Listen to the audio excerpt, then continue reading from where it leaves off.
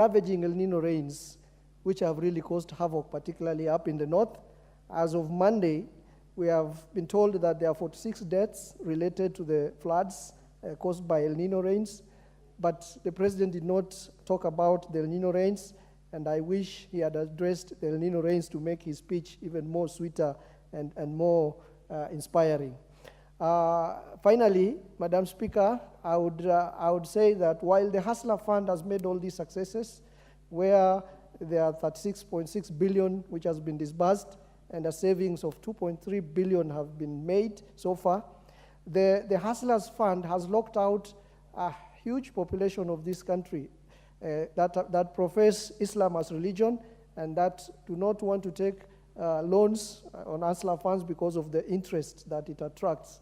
And I wish going forward, we will discuss Hustler funds and how it can accommodate all Kenyans. Because when we are talking of financial inclusion, it should be financial inclusion for everybody. It's not financial inclusion for a section of people, but those ones who are also restricted because of cultural and religious factors, they should be taken care of. Thank you, Madam Speaker. Thank you. Member for Moiben.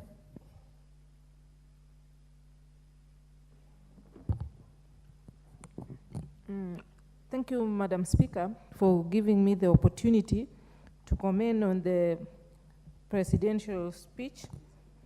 Madam Speaker, first I want to allay the fears from some members who have spoken earlier that the president is being misadvised by people who are closer to him. Madam Speaker, I want to say that the president has been a member of parliament for 15 years. He became a deputy president and is now the president. He listens to the people, he understands Kenya, so there is no way somebody can be purporting to be misadvising him on how to run the country. Madam Speaker, we understand the economy, how it was before the current president took over power. Madam Speaker, immediately he took over, he appointed 6 judges, some misnomer which was there before he corrected it. And as soon as they took over office, we have felt some ease of some cases have been fast-tracked.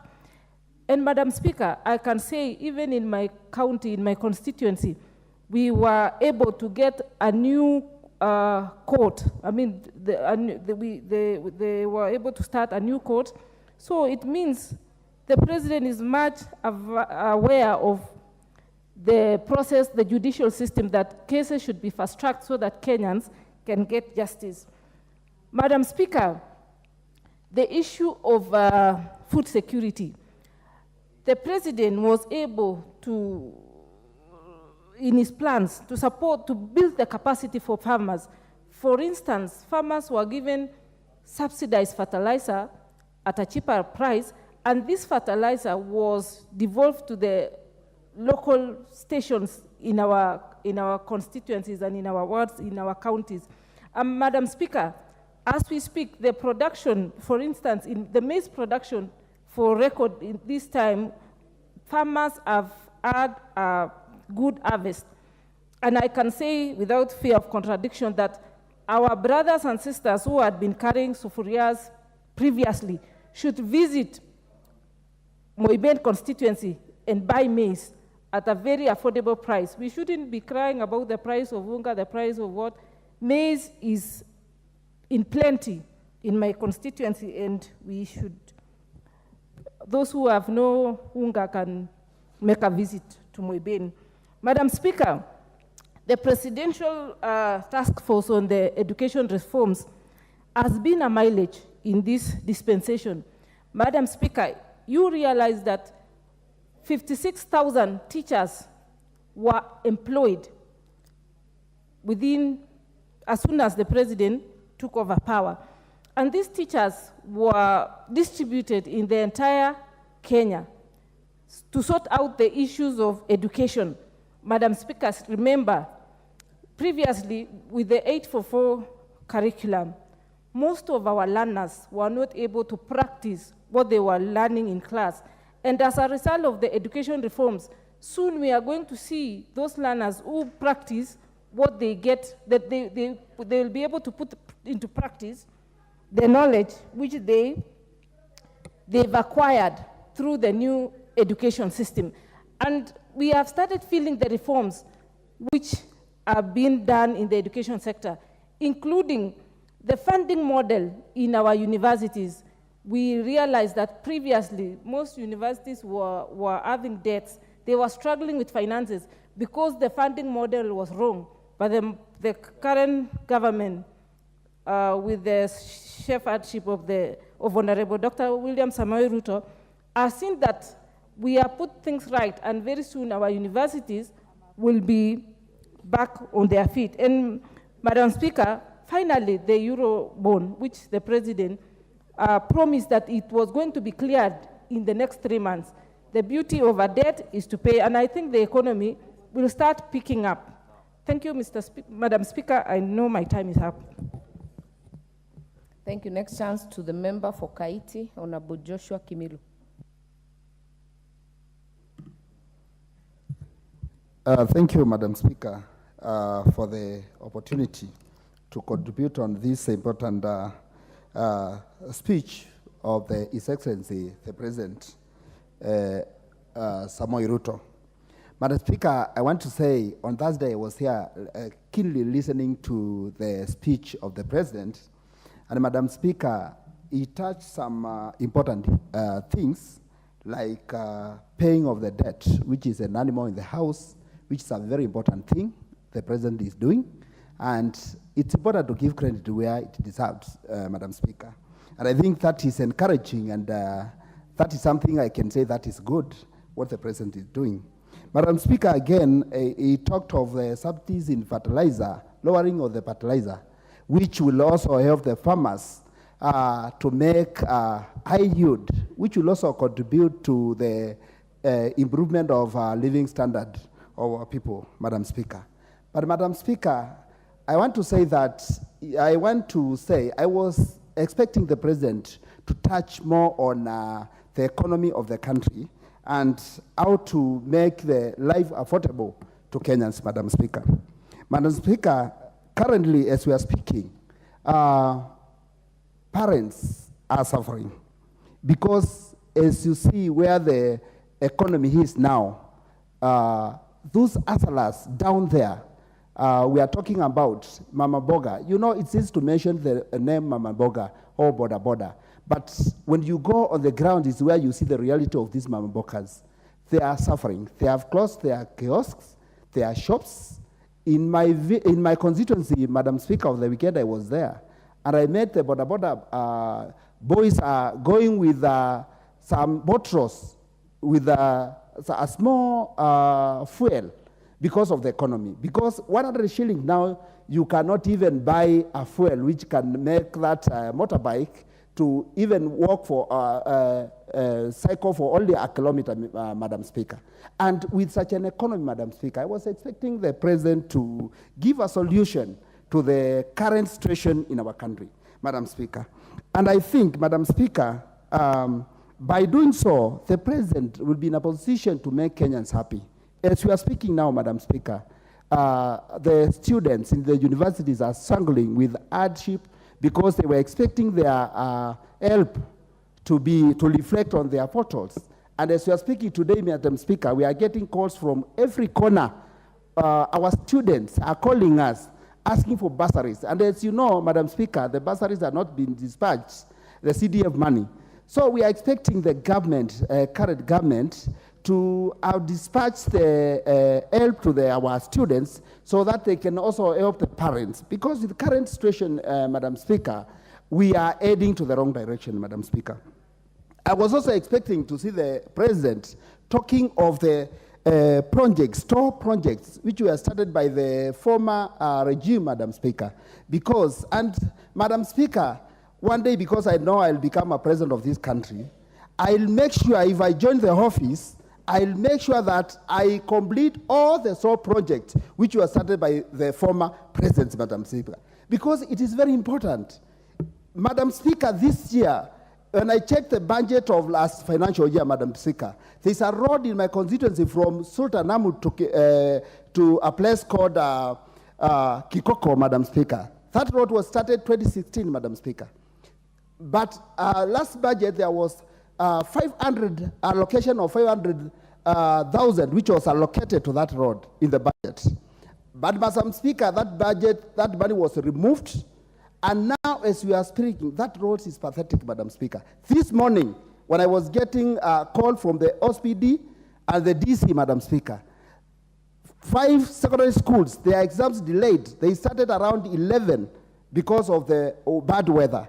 That road was done halfway, and I was expecting the president to talk of such projects, because it can also be a mileage to our people, Madam Speaker. Even if, Madam Speaker, it means that because although the current government talked of shares in this government, Madam Speaker, I want to remind the president he was elected to be the president of the Kenyans, all the Kenyans. And I want to see, Madam Speaker, the president serving equally all the Kenyans, because we belong to this country. Your time is up. Member for Marakwet West, Honorable Timothy Toroitich. Thank you, Honorable Speaker, for giving this opportunity to contribute on this very important debate.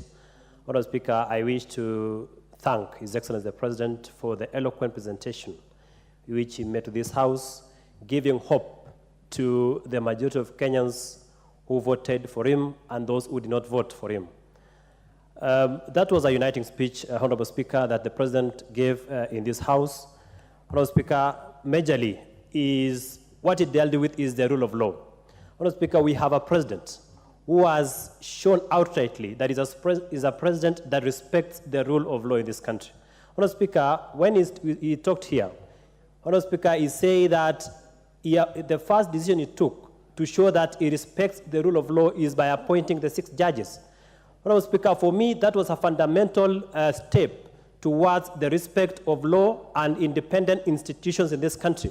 Honorable Speaker, you remember the 6 judges were pending and were not appointed by the other regime because of issues that were not clearly highlighted at that particular time. Honorable Speaker, also the allocation of judiciary, 3 billion shillings. For me, that will give independence to our judiciary.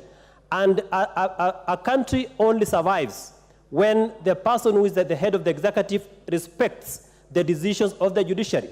And the president of this country has shown a lot of restraint in respecting the decisions of judiciary.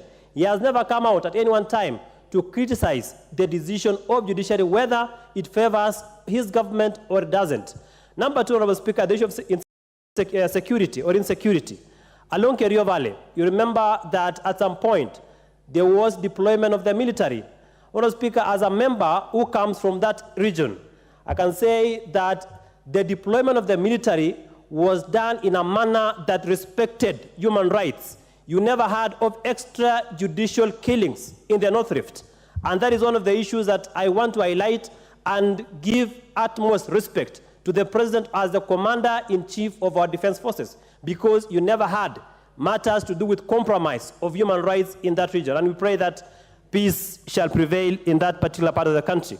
Honorable Speaker, on the issue of agriculture, the President made it very clear that he moved away from consumption subsidy to production subsidy, meaning that the issue of subsidizing fertilizer has assisted in agricultural prosperity in this country, because this year the maize yield will move from 44 million bags of maize to a projected yield of almost 70 million bags of maize. So that means that the production subsidy in fertilizer has improved food production in this country and will ultimately lead to a drop of prices in the commodity of food commodity. Honorable Speaker, on the issue of inclusivity, the issue of national dialogue that is currently ongoing, for me, a president that has been elected in a majority vote, someone went to court, challenge that decision, the same court rendered a decision that that president was validly elected and goes ahead to accept a national dialogue. Madam Speaker, for me, we should give credit to our president. And he has embraced it. He was very clear in the statement here that he embraces the dialogue led by Honorable Kimani Chungwa and Kalonzo Musyoka. And that, of course, will cement the kind of leadership and the legacy that this president will leave behind. Honorable Speaker, in terms of education, the task force, the reform task force, that the presidential working task force that was formed by the president, for me, it is a progressive step in terms of the new curriculum of education. Honorable Speaker, the president was very clear and candid that since he came to power, 56,750 teachers have been employed in this country, something that was unprecedented. For me, it is one of the ways that this president and the government has created employment, and it is something that I lauded in his speech. Consequently, 8,200 teachers were retrained for the purposes of JSS. For me, it is an achievement that it is something that the president is taking for the president and this government, because most of the teachers were trained. Also, the Teachers Training College, the enrollment of TTC has increased by 300%, according to the speech of the president, to almost 20,000 trainees who are recruited to join Teachers Training College in this year. So, Lord Speaker, Your time is up. Majority Whip. Thank you, Honorable Speaker. Honorable Speaker, I also want to contribute to this very important motion or discussion about the President's speech. And Honorable Speaker, I listened keenly from the point the President started addressing to the last. And I was taking notes, which are with me here. And I noticed a bit of some confusion with Honorable Renee Mayaka when the President was reading. She was asking the colleague seated next that why is he not reading today? Because she did not see she did not see the President looking down, of course. But I want to tell her that, of course, the President has everything about this country in the head, so he wasn't reading. You are right. He wasn't reading at that point. But, Honorable Speaker, there are so many things that we promised people when we were campaigning. We told people about the housing. That is one of the agendas. We told people about food security. We told people about markets, and we also told the hustlers that we'll be having hustler funds. Honorable Speaker, what the President did is to give an highlight of what he's been able to do in the past 1 year and the preparations that he set to achieve the other promises that he made while campaigning. He talked about the food security, and when he talked on food security, Honorable Speaker, he said that we need to encourage people to move, or rather to push on production, food production, rather than giving people food or aid. And that is why he talked about the subsidy, the success story about the subsidy fertilizer that we all know, that has gone across the country, that has been distributed all over, including my place. He gave us a report. He talked about the reduction of that pricing, which was about 7,000 in the previous regime, and has reduced to 2,500 shillings. That shows clearly that in another 2 months or so, then the yield will be so high, and it will have given us the food security that we so need. That is a success story. He talked about 2 or 3 stories that were given by people who have enjoyed the success story of the Hustler Fund. Talked about a gentleman from Mombasa and a gentleman from Kisii that he made calls to, and different places in this country. Honorable Speaker, that is a promise that has been fulfilled. It is what we promised people, and it's what he promised people during the campaigns. We have seen it working. He also talked about the unit, the housing units. It's a promise that we made. We are doing 46,000 units as a coalition in the Kenya Kwanza. He gave a record on that. He gave a status on where they are, how far we have reached in terms of those houses, and examples of the units that are almost done. In fact, that very morning before he came to give us the address, he was in Ruiru for such, with practicality. It displayed the practicality of the housing units that are being done. And that is exactly what we are discussing here, Honorable Speaker. That what we promised is not only many of the things that we promised people as when we were campaigning as the coalition, we've achieved close to about 50% of them, and that is the record it was showing, that the other percentage will be achieved in the subsequent years.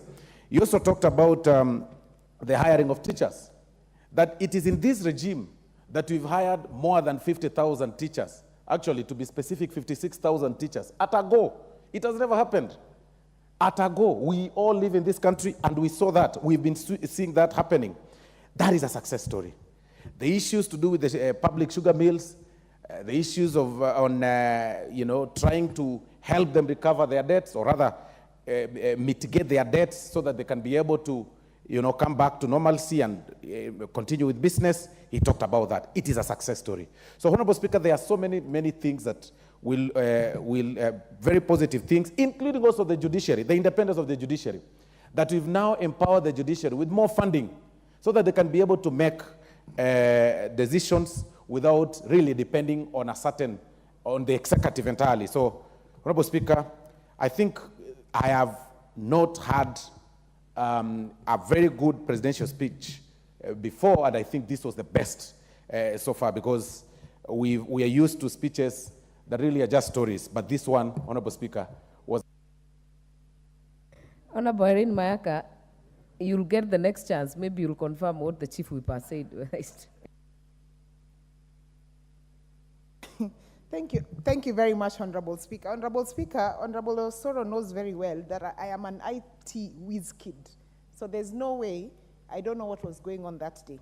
And Honorable Speaker, I just want to give my remarks in terms of a scorecard of 90 to 10, where 10% means what went well and 90% what did not go well with the President's speech.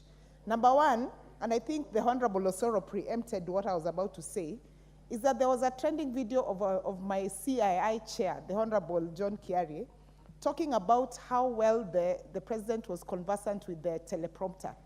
And I just want to say, I will give him 5 marks for that, because by using the teleprompter and not using papers to speak, the President actually saved half a tree. So 5 marks to that. Honorable Speaker, the President spoke about the bottom-up agenda. And the other 5 marks I want to allocate to that, because it is true, Honorable Speaker. Our taxes have moved from bottom to up.